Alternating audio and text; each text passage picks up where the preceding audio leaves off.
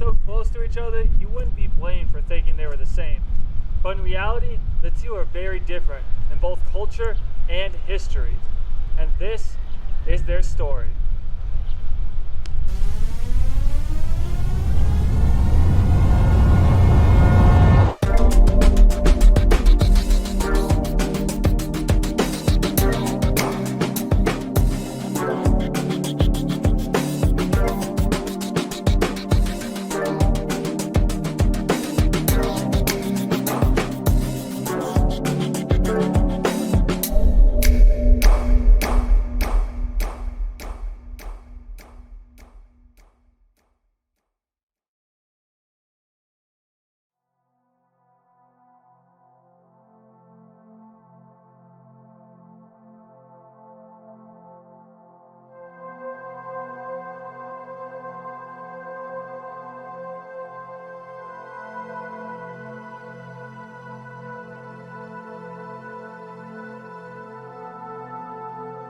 As the sunlight shined through a few lonely clouds, we arrived in Chloride, New Mexico.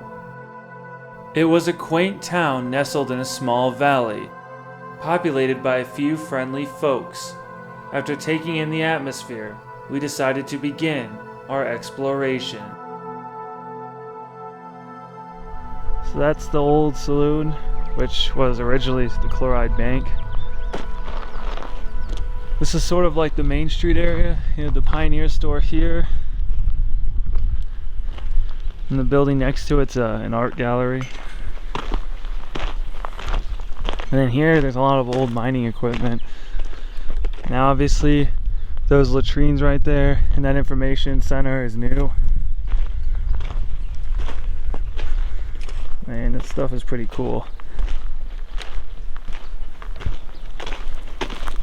So this right here is the Grafton cabin. It's constructed in the 1870s, but by the late 19th century, the town of Grafton was entirely abandoned due to raids by the native population. And now it sits right here in Chloride. There's this little abandoned house here on the side of the road. We're gonna take a good old-fashioned Kentucky gander at it.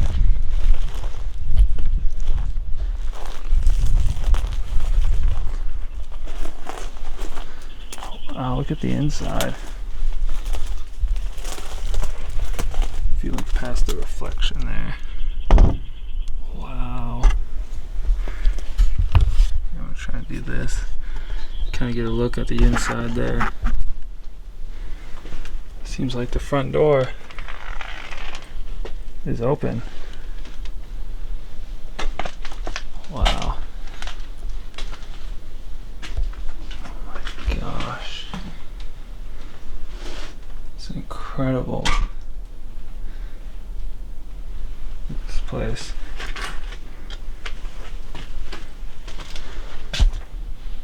I almost tripped right there. Look at this. Every building always has ominous chairs. A random chair pointed at a window next to a mirror.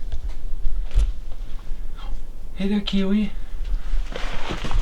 Hey there, Kiwi. What's up? Wow, this looks insane. Come look in this room. There's a chair staring at a window next to a mirror. I know. I already took a picture of it from the outside. Oh. Hella creepy. Incredibly. Wow. Look at this place. This is an incredible find. Have you seen the rest of this? What was that? Have you seen in here? No. You need to come outside and hold them after you're done. Okay. You can kind of see back there the couch of what would have been the living room. I'm assuming this was probably the kitchen. Yeah. It's incredible. Wow. Incredible. There's a whole ton of CRTV monitors in there. Yeah, that's well.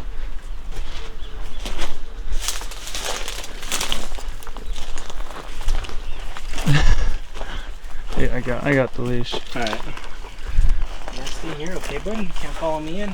Well, it's a silver town, started in 1880.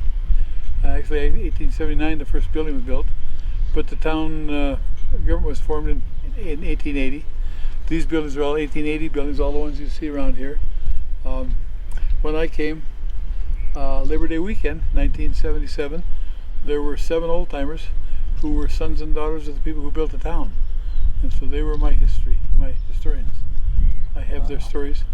I've written a book about their stories.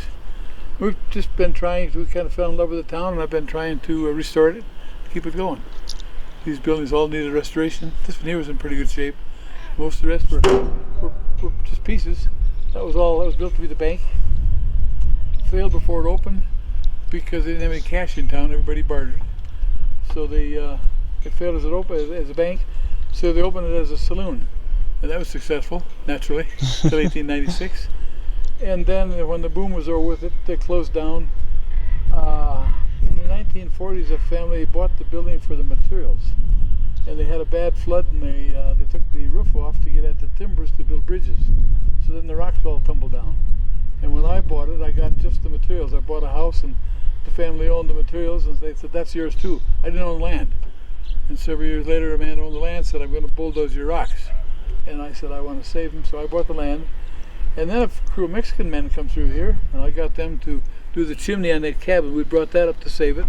That's the Grafton cabin. And so I asked them to go over there and point the rocks up with cement so they're safe for people to climb on and sit on, because they'd been dobied and they were loose and people could get hurt. So they did that, and then they said, "We finish." And I said, "With what?" And they said, "Dobies." So they made 6,000 dobies right here in the driveway. Wow. So we built the building. My neighbors all said, "What's it going to be?" And I said, "What do you need?" And they said they needed a cafe.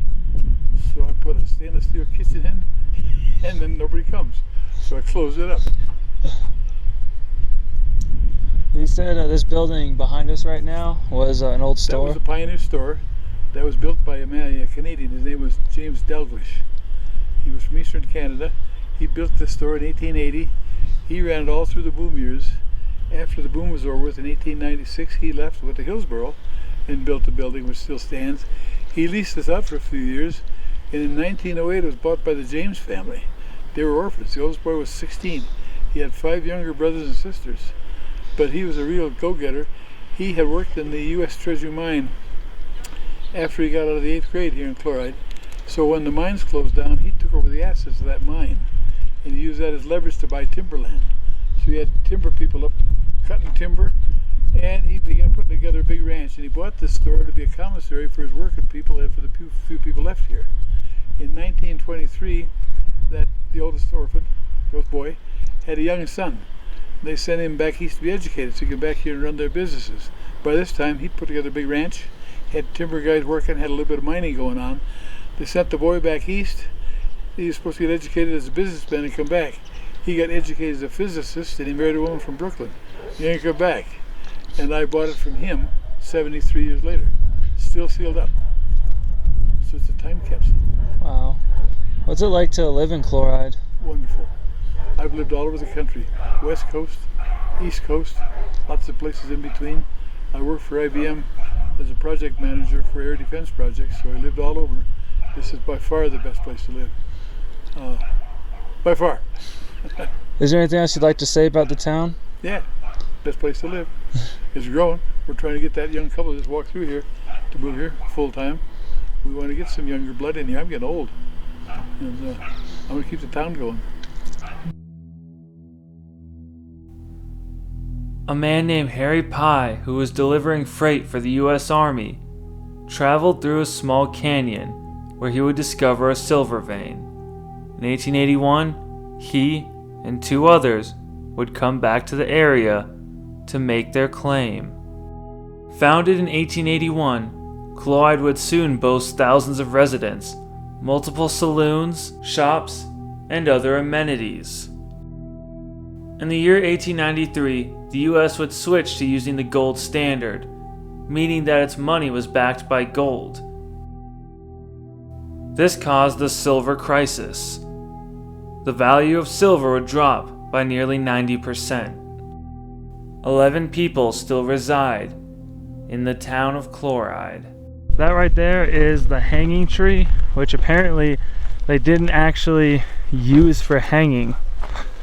They did use it for punishment though. I guess when people would get too drunk in the saloon, they had a thing of water next to it where they would dunk them in and they would chain them to the tree.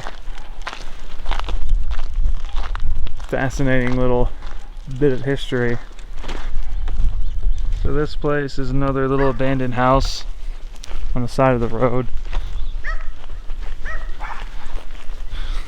Seems to be in a relatively dilapidated state. I can see a bed frame through the window. Also appears to be a lot of doggos here. Wow.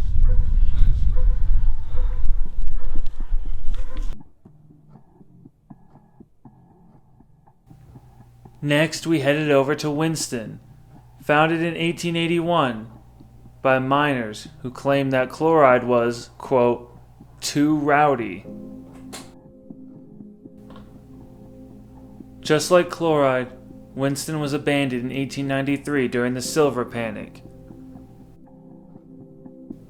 It was actually called Fairview during this time, but a miner, businessman, and later on in his life a state legislator named Frank H. Winston was a notable figure of the town's history, who tried to keep the town alive by giving customers better prices. This right here was his old 19th century home and carriage house.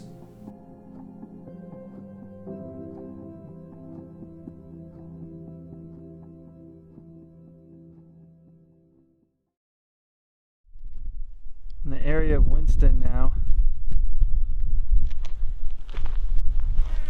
this little area right here,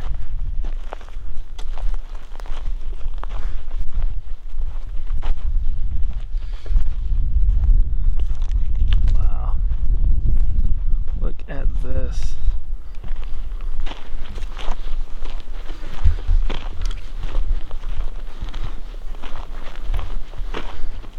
All this stuff that's just left behind. This is incredible. This is one burned out RV. Do you think this was set on fire before or after it was left here? Probably after.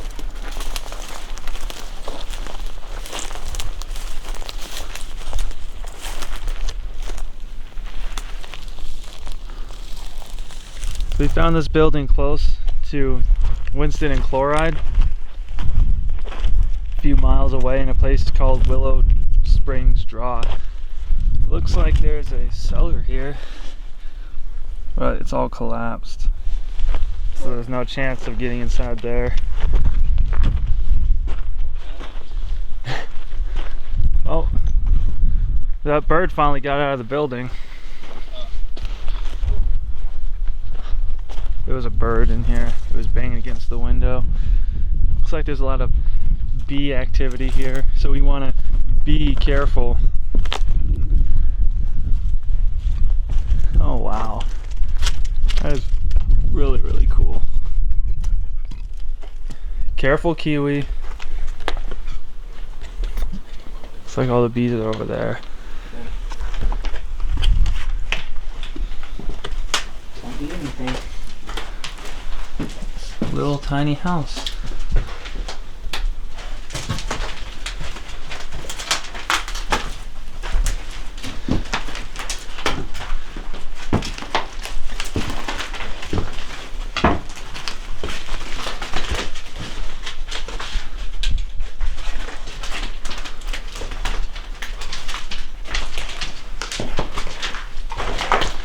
This is the room that bird was in. Yeah. Wow. Incredible.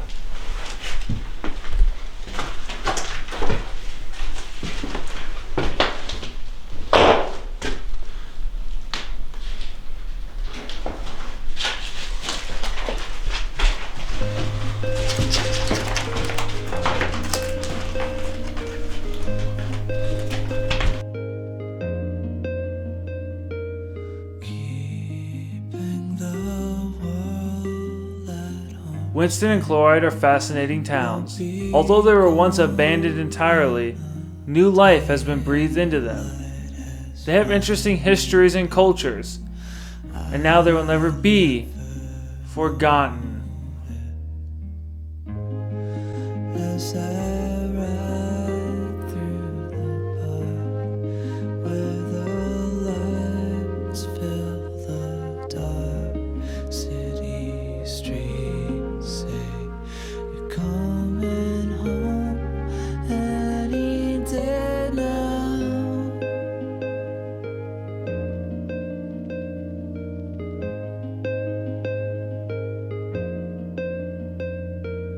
Watch what you say around her. She's away without words, can be fleeting. I don't know if you know about this, but the birds in the abandoned buildings are free. We can just take as many of them as we want. We have 487 birds. I'm about to add this one to the collection.